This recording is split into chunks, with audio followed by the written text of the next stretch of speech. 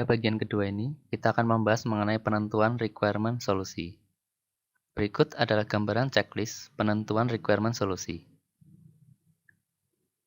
Berikut ini adalah contoh requirement solusi dari sisi fungsional seperti Customer Information File, Deposit, Loan, dan lain-lain, di mana detilasinya dapat mencapai 200 halaman.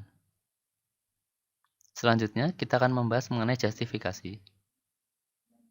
Justifikasi atau dasar pengadaan adalah hal yang mandatori, meliputi rencana strategis teknologi informasi, MOM hasil dari rapat tim pengarah teknologi informasi, anggaran rencana penggantian core banking system, dan justifikasi kebutuhan operasional atau bisnis. Selanjutnya, kita akan membahas mengenai TCO dan HPS. TCO adalah estimasi total biaya yang dikeluarkan untuk memperoleh, mengoperasikan, dan mengganti sesuatu selama masa pakai yang terdiri dari biaya langsung dan biaya tidak langsung. HPS adalah estimasi total biaya yang dikeluarkan untuk pengadaan dan merupakan bagian dari TCO.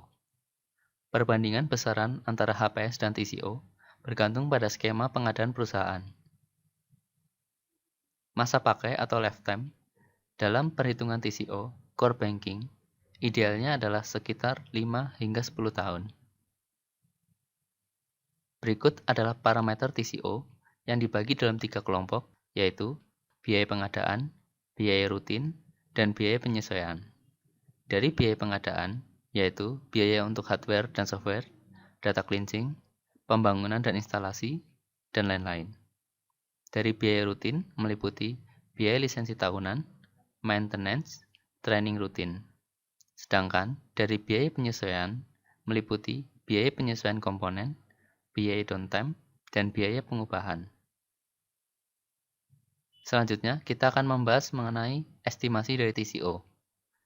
Terdapat 3 prinsip dalam menentukan estimasi TCO, yaitu menggunakan lebih dari satu metode untuk menentukan ownership estimation, melakukan pemisahan berdasarkan hardware, konsultasi, IT service.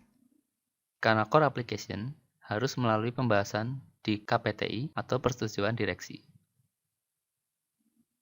Metode yang digunakan dalam penentuan estimasi TCO yaitu breakdown method yang dibagi menjadi 2, yaitu work breakdown structure atau WBS, component breakdown structure atau CBS. Kemudian ada komparasi atau benchmark, yaitu terhadap data histori perusahaan, terhadap sistem serupa dari perusahaan lain, atau sumber eksternal yang kompeten.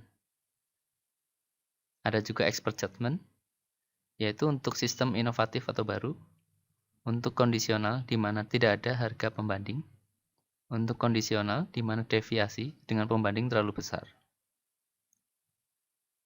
Dalam melakukan estimasi TCO, dilakukan breakdown yang memisahkan estimasi untuk servis dan barang atau lisensi. Pada barang atau lisensi, dilakukan comparison atau benchmark dengan menggunakan perbandingan apple to apple. Dan service dengan menggunakan work breakdown structure.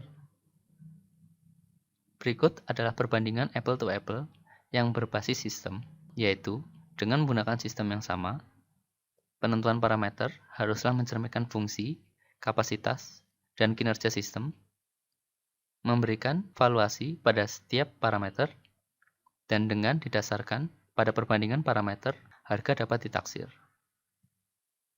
Berikut studi kasus core banking system. Didapatkan informasi keadaan awal bank sebagai berikut. Sebuah bank memiliki 500 kantor cabang dan KCP. Kondisi CBS bank tersebut adalah sebagai berikut. Arsitektur CBS, yaitu setiap cabang memiliki server selain server pusat.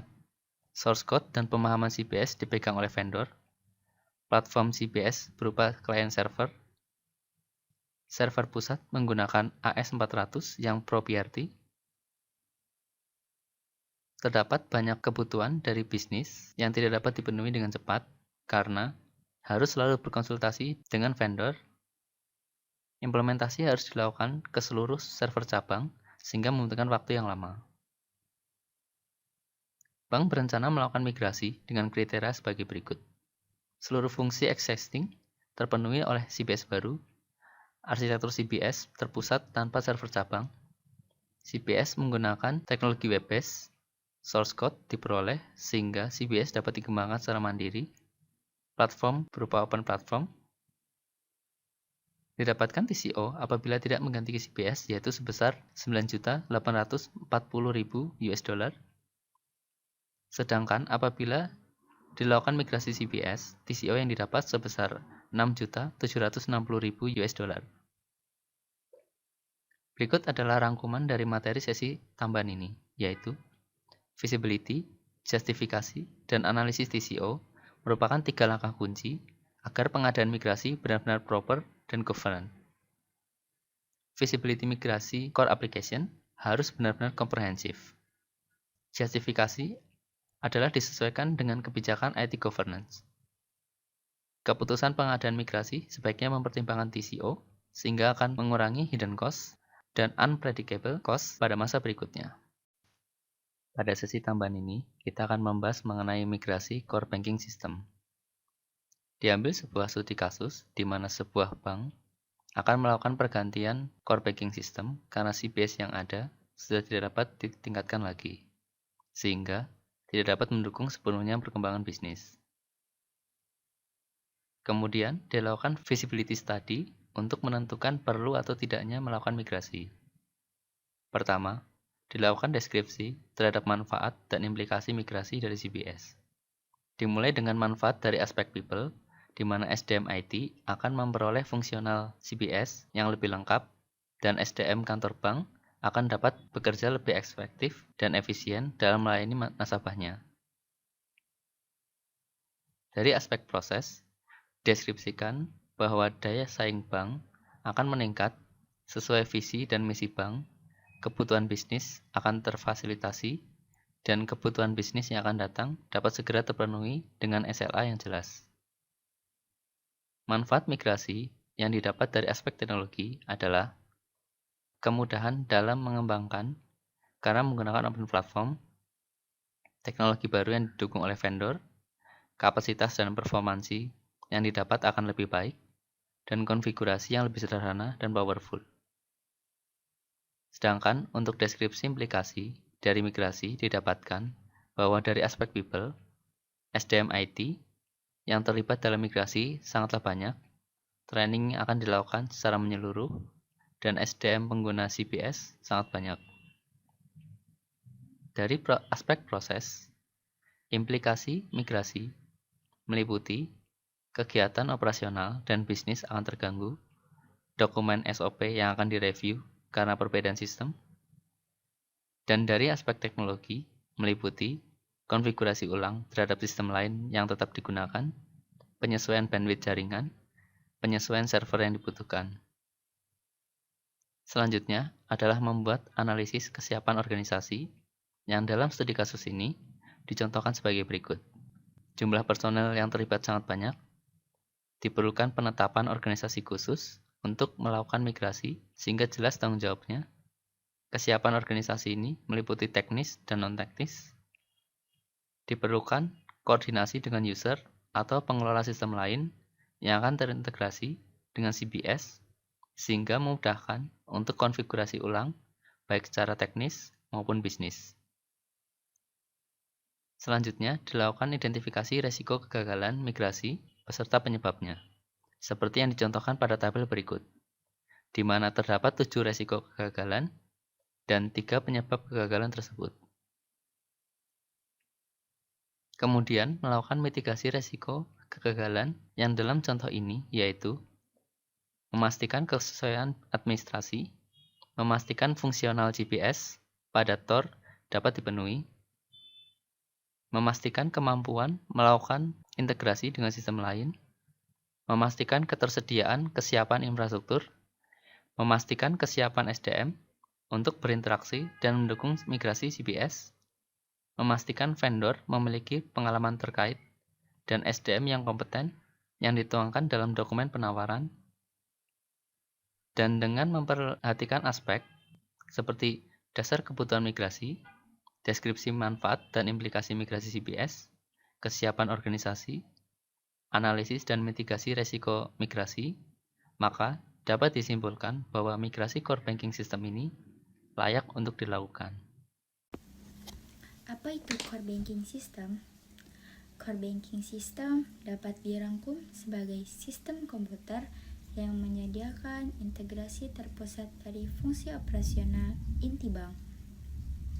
Secara keseluruhan, core banking system terdiri dari berbagai komponen yang terintegrasi untuk menyediakan layanan perbankan yang lebih efisien, cepat, dan akurat.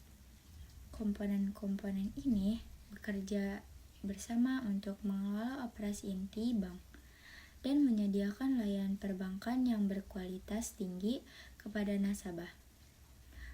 Core banking system bekerja dengan mengintegrasikan semua layanan perbankan dalam satu sistem yang terpusat dan mengotomatisasi beberapa tugas yang sebelumnya dilakukan secara manual.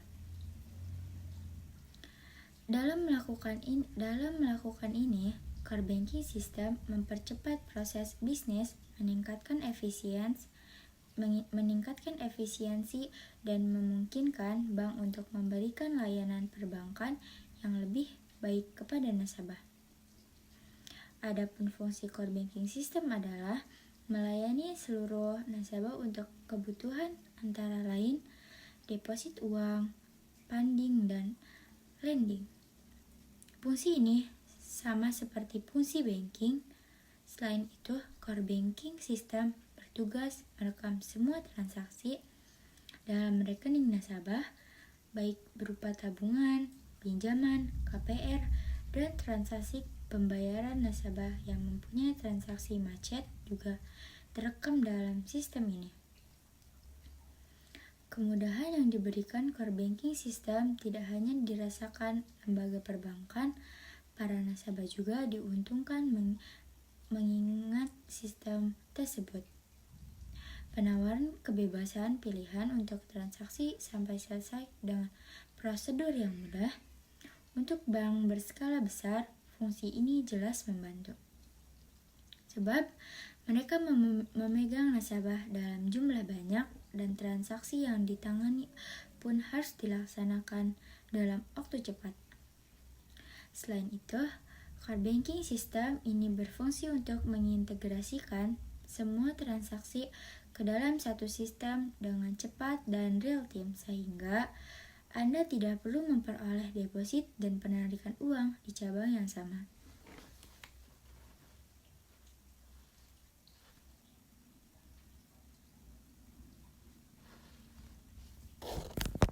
Baik, perkenalkan nama saya Raihan Abdul Aziz dengan NIM 2414201119 akan menjelaskan tentang manfaat core banking system untuk bank dan nasabah.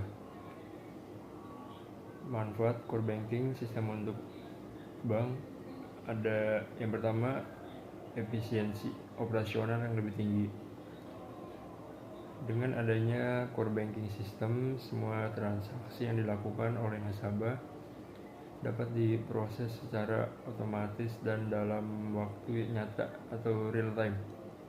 Hal ini dapat mengurangi keterlambatan dalam pemrosesan transaksi serta menghilangkan kebutuhan untuk melakukan input data secara manual yang seringkali juga berisiko menyebabkan kesalahan manusia atau yang disebut juga human error.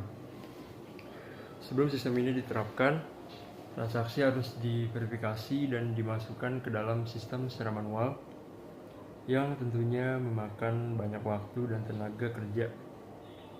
Dengan CBS, transaksi menjadi jauh lebih efisien dan akurat. Contoh konkretnya adalah proses transfer antar rekening dalam satu bank yang sekarang bisa dilakukan dalam hitungan detik tanpa perlu menunggu proses verifikasi yang lama.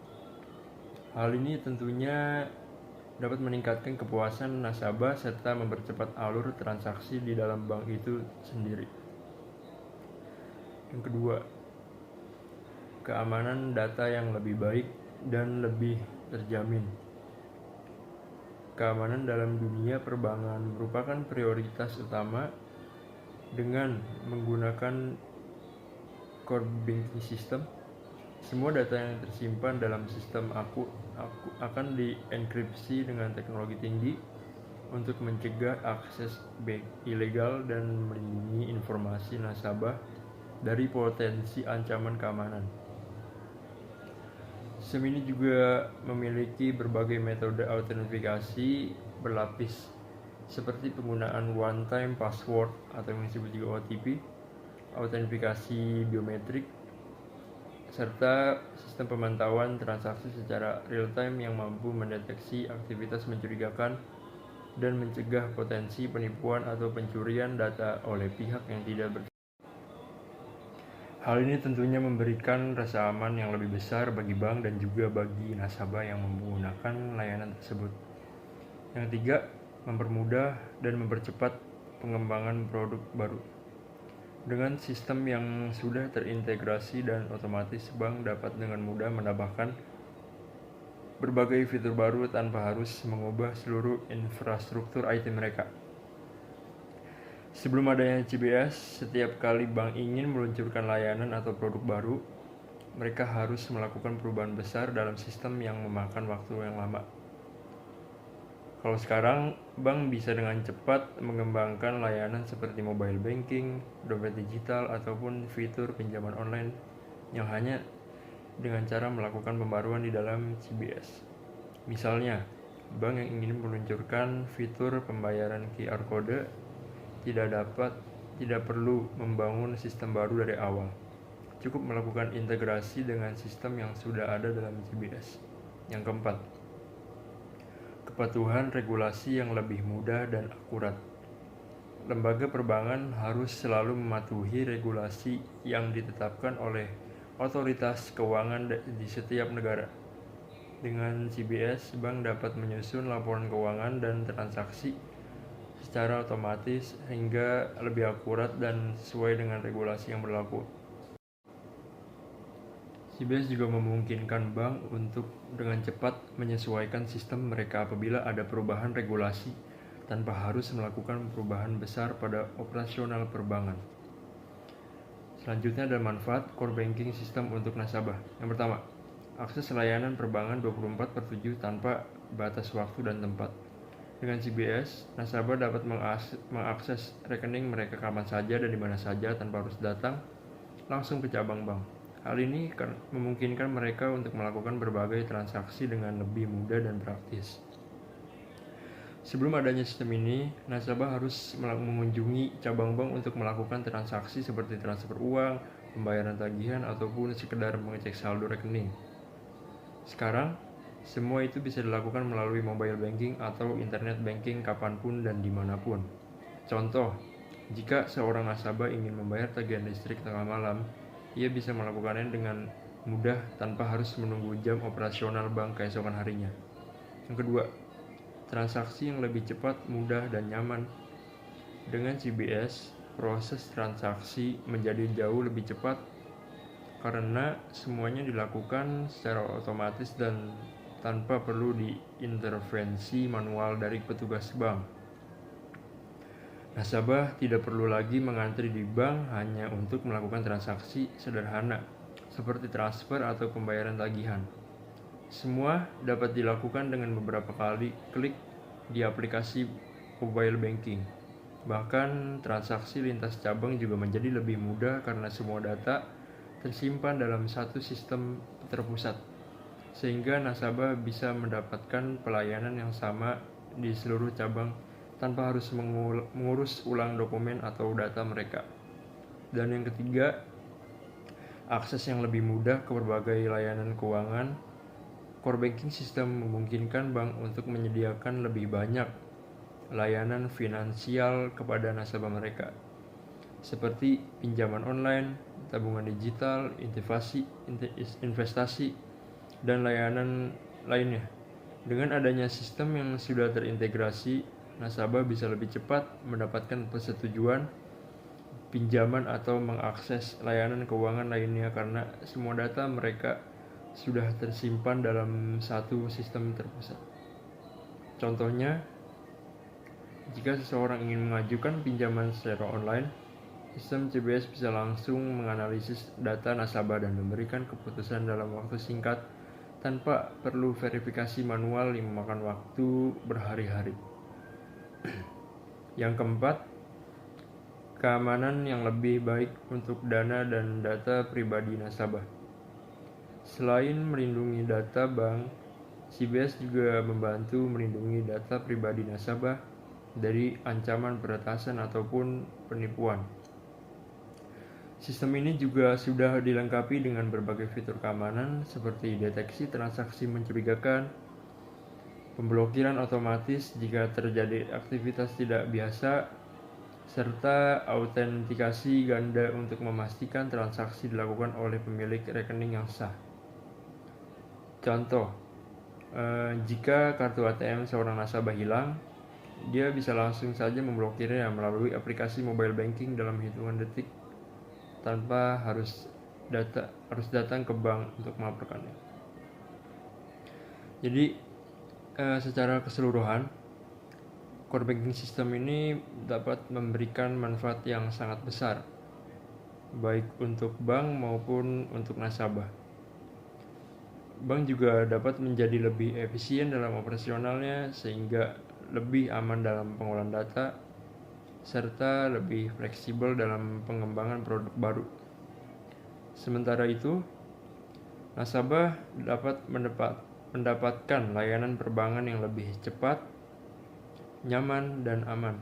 Dengan perkembangan teknologi yang terus maju, penggunaan CBS ini akan semakin penting dalam memastikan bahwa layanan perbankan tetap modern, inovatif, dan sesuai dengan kebutuhan. Sekian, terima kasih. Saya Dwi Nur Rahman dengan NIM 2414200114. Saya di sini akan menjelaskan cara kerja core bank system.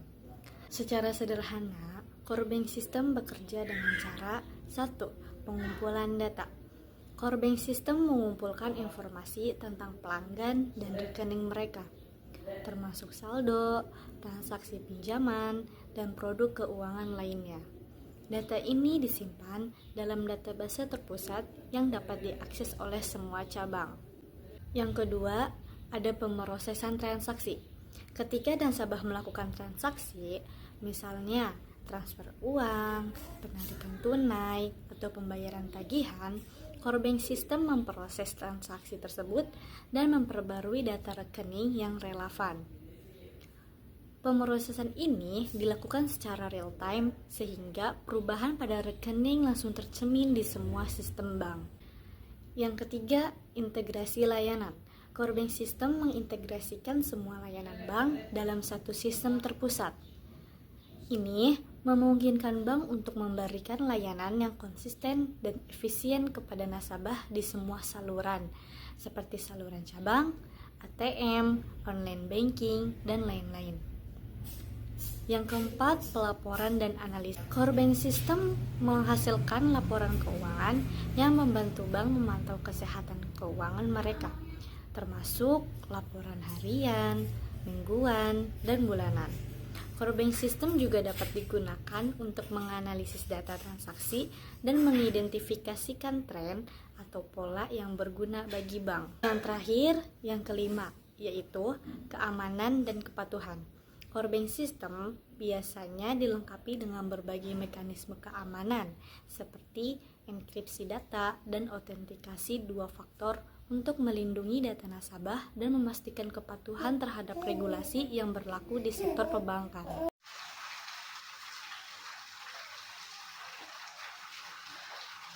Di era digital ini, hampir semua transaksi keuangan bisa dilakukan dengan mudah, mulai dari transfer uang, pembayaran tagihan, hingga investasi.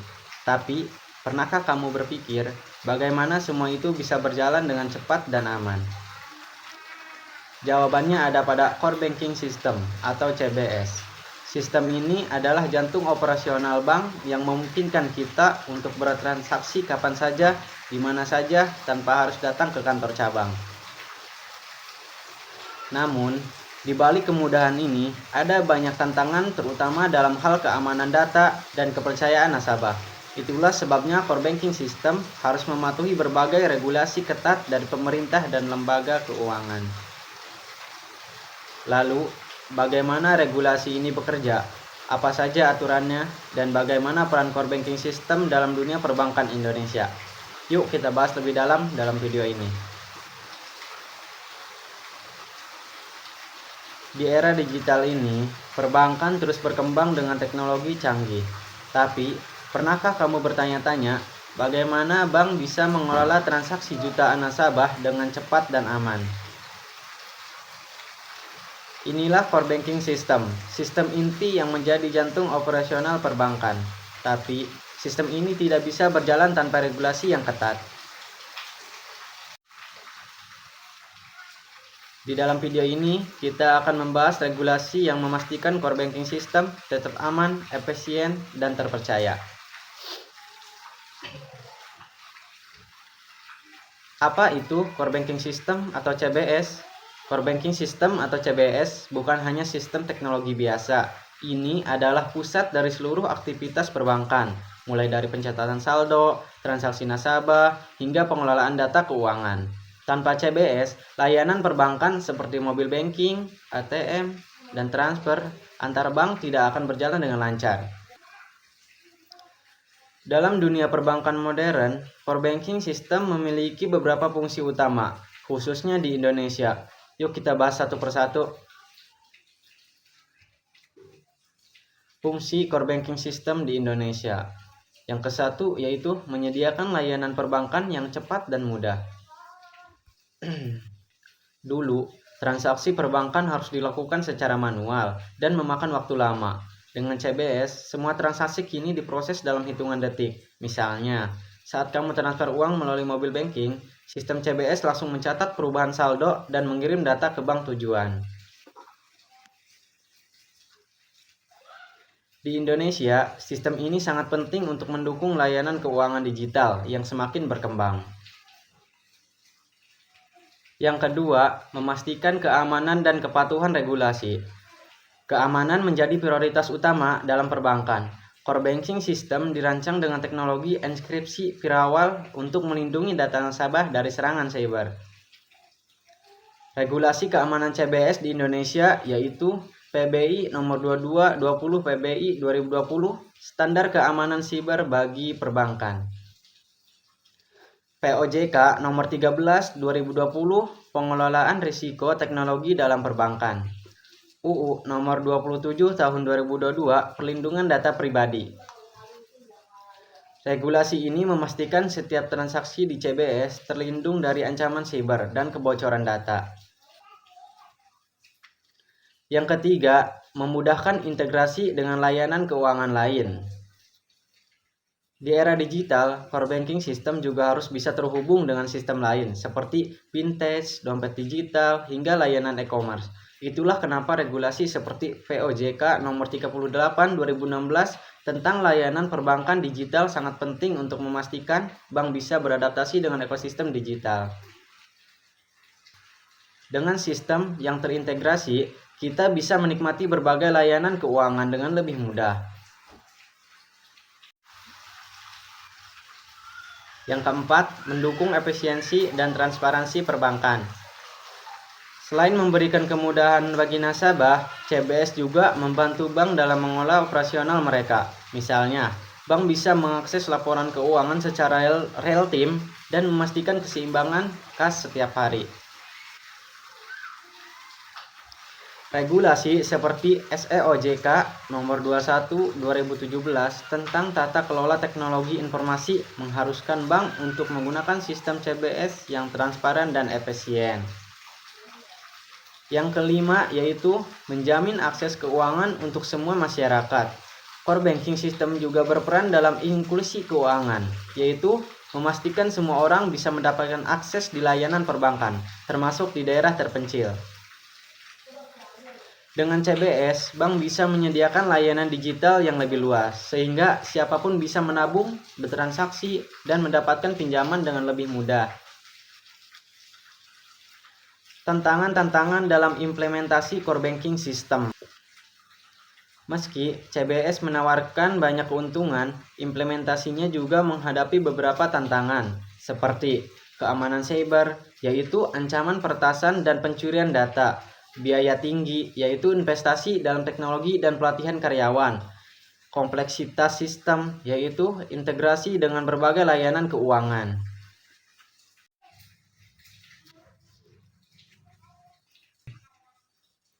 Kesimpulannya, dari kecepatan transaksi, keamanan, hingga inklusi keuangan, core banking system memainkan peran penting dalam dunia perbankan modern.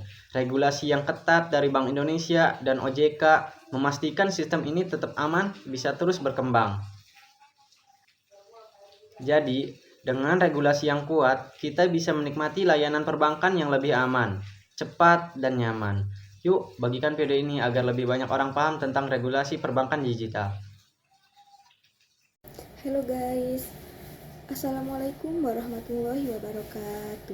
Perkenalkan, nama saya Alfa Cahaini Putri dengan NIM 2414202124. Saya di sini dari kelompok 5 yang akan menjelaskan tentang identifikasi core banking apa saja yang ada di Indonesia. Core banking adalah sistem sentral yang digunakan oleh bank untuk menyediakan layanan kepada nasabah secara real time melalui berbagai kanal seperti ATM, internet banking, dan mobile banking. Dengan core banking, transaksi bisa dilakukan di cabang mana saja tanpa harus kembali ke kantor cabang tempat rekening dibuka. Identifikasi core banking di Indonesia mengacu pada proses mengenal dan memahami sistem inti perbankan yang digunakan oleh bank-bank di Indonesia untuk mengelola transaksi dan layanan keuangan. Core Banking System atau CBS adalah platform teknologi yang memungkinkan operasional bank, termasuk pengelolaan rekening, transaksi, pinjaman, dan layanan keuangan lainnya dalam satu sistem terintegrasi. Beberapa core banking yang digunakan di Indonesia. Berikut adalah beberapa core banking sistem yang digunakan oleh bank-bank di Indonesia. Pertama, ada Flagship atau Oracle. Banyak digunakan oleh bank besar seperti Bank Mandiri dan Bank BNI. Memiliki fitur lengkap untuk retail banking, treasury, dan manajemen risiko. Kedua ada Temenos. Temenos digunakan oleh bank swasta dan syariah seperti Bank BTPN dan Bank Muamalat. Mendukung transaksi berbasis digital dan integrasi dengan fintech. 3. Circle Axis. Circle Axis banyak digunakan oleh bank-bank di Asia Tenggara, termasuk beberapa bank di Indonesia. Fokus pada perbankan digital dan layanan berbasis cloud. Keempat ada Peace Profile atau Fidelity National Information Services. Digunakan oleh beberapa bank multinasional yang beroperasi di Indonesia. Memiliki keunggulan dalam pengelolaan data transaksi dan kepatuhan terhadap regulasi. Core banking kini mengadopsi sistem real-time payment untuk memastikan transaksi lebih cepat dan efisien. Keunggulannya adalah transaksi lebih cepat, yaitu transfer uang dalam hitungan detik. Yang kedua, dukungan untuk digital banking, yaitu memungkinkan layanan tanpa batas waktu dan lokasi. Yang ketiga, meningkatkan kepuasan nasabah, yaitu pengguna mendapatkan layanan lebih cepat dan efisien. Contohnya, seperti BIPES dari Bank Indonesia memungkinkan transaksi antar bank secara real time. Yang kedua ada BCA dan Mandiri telah mengembangkan sistem real time payment untuk transaksi digital. Yang keenam ada cyber security dan fraud detection. Apa itu? Yaitu ancaman cyber core banking kini menerapkan teknologi biometrik, enkripsi tingkat lanjut, dan AI untuk mendeteksi fraud. Keunggulannya adalah perlindungan data lebih kuat, yaitu mencegah pencurian informasi nasabah. Kedua, sistem otentifikasi yang lebih aman seperti biometrik atau sidik jari pengenalan wajah, OTP, dan token digital. yaitu yang selanjutnya ada pemantauan transaksi secara real time menggunakan AI untuk mencegah penipuan. Contohnya, Bank BCA dan Mandiri telah menggunakan teknologi biometrik dan AI dalam deteksi fraud. Dan core banking, Plexo, dan Financial memiliki fitur fraud detection berbasis AI. Tren teknologi dalam core banking mengarah ke otomatisasi, digitalisasi, dan keamanan tinggi. Kelima, ada Bank Vision atau Infopro, digunakan oleh bank-bank kecil dan menengah di Indonesia, mendukung berbagai layanan perbankan seperti tabungan, deposito, dan kredit. Keenam, ada Finansil atau Infosys, dipakai oleh beberapa bank swasta di Indonesia untuk mendukung digital banking, fleksibel dan dapat diintegrasikan dengan berbagai layanan fintech. Ketujuh atau terakhir ada Abacus atau Sopra Banking Software, dipakai oleh beberapa bank yang berfokus pada layanan keuangan mikro dan koperasi. Memiliki fitur sederhana namun efektif untuk kebutuhan perbankan kecil. Setiap bank di Indonesia memilih sistem core banking berdasarkan kebutuhan operasional dan strategi digitalisasi mereka. Sistem ini membantu bank meningkatkan efisiensi, keamanan transaksi, dan kemudahan layanan bagi nasabah. Dan di sini ada beberapa aspek yang bisa saya jelaskan lebih lanjut termasuk 1. Fitur utama tiap core banking, misalnya keamanan, skalabilitas, dan integrasi dengan fintech. 2. Keunggulan dan kelemahan masing-masing core banking untuk memahami mana yang lebih cocok bagi bank besar, kecil, atau syariah. 3. Regulasi dan standar keamanan core banking di Indonesia. Bagaimana sistem ini harus mematuhi aturan dari OJK dan BI. 4. Tren teknologi dalam core banking, misalnya cloud computing, AI atau blockchain dalam perbankan digital. Dan yang kelima ada implementasi core banking oleh bank tertentu. Informasi tentang bank mana yang menggunakan sistem spesifik. Tren teknologi dalam core banking. Perkembangan teknologi terus mendorong inovasi core banking system atau CBS untuk meningkatkan efisiensi, keamanan, dan layanan bagi nasabah. Berikut adalah beberapa tren teknologi utama dalam core banking di Indonesia dan global. Pertama, ada cloud-based core banking. Apa itu cloud-based core banking? Adalah sistem core banking kini beralih dari on-premise atau server fisik ke cloud computing, memungkinkan akses yang lebih fleksibel dan hemat biaya. Ada keunggulan. Skalabilitas tinggi, bank dapat menyesuaikan kapasitas sesuai kebutuhan. Biaya lebih efisien, tidak perlu investasi besar pada infrastruktur IT. Keamanan lebih kuat, cloud provider seperti AWS, Microsoft Azure, dan Google Cloud memiliki keamanan tingkat tinggi. Contoh, Temenos T24, Financial, Infosys, dan Silver Lake Axis sudah menawarkan solusi berbagai cloud. Yang kedua ada Open Banking dan API Integration. Apa itu Open Banking dan API Integration? Open Banking adalah memungkinkan bank untuk berbagai data dengan fintech atau layanan pihak ketiga melalui API atau Application Programming Interface dengan izin nasabah. Keunggulannya adalah memudahkan integrasi dengan fintech seperti e-wallet, layanan pinjaman online, dan insurtech. Mempercepat inovasi produk, bank dapat menawarkan layanan baru dengan cepat. Assalamualaikum warahmatullahi wabarakatuh. Di sini saya ingin menyimpulkan dari pembahasan tersebut. Core bank system adalah jantung operasionalnya bank. Core banking system atau CBS merupakan platform teknologi yang menjadi inti dari profesional bank. Sistem ini mengelola semua transaksi keuangan, data nasabah, dan layanan perbankan secara terpusat.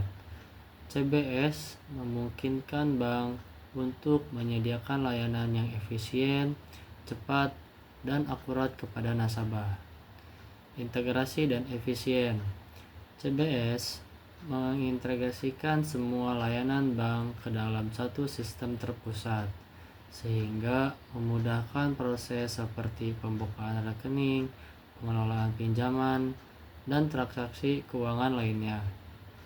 Dengan sistem terpusat, bank dapat meningkatkan efisiensi operasional, mengurangi biaya, dan meningkatkan kualitas layanan. Transformasi digital. CBS memainkan peran penting dalam transformasi digital perbankan. Sistem ini memungkinkan bank untuk mengembangkan layanan perbankan dan digital pun, seperti mobile banking dan internet banking. Dengan CBS modern, bank dapat beradaptasi dengan perubahan kebutuhan nasabah dan perkembangan teknologi. Keamanan dan keandalan. CBS yang baik harus memiliki tingkat keamanan dan keandalan yang tinggi untuk melindungi data nasabah dan menjaga kelancaran operasional bank. Keamanan sistem sangatlah penting, mengingatkan banyaknya data sensitif yang dikelola. Dukungan terhadap berbagai layanan perbankan. CBS mendukung berbagai layanan perbankan seperti pengelolaan akun nasabah, transaksi keuangan, manajemen pinjaman, pelaporan keuangan, dan secara keseluruhan, core banking system adalah fondasi penting bagi operasional bank modern. Sistem ini memungkinkan bank untuk menyediakan layanan yang lebih baik kepada nasabah, meningkatkan efisiensi operasional, dan bersaing di era digital. Terima kasih. Wassalamualaikum warahmatullahi wabarakatuh.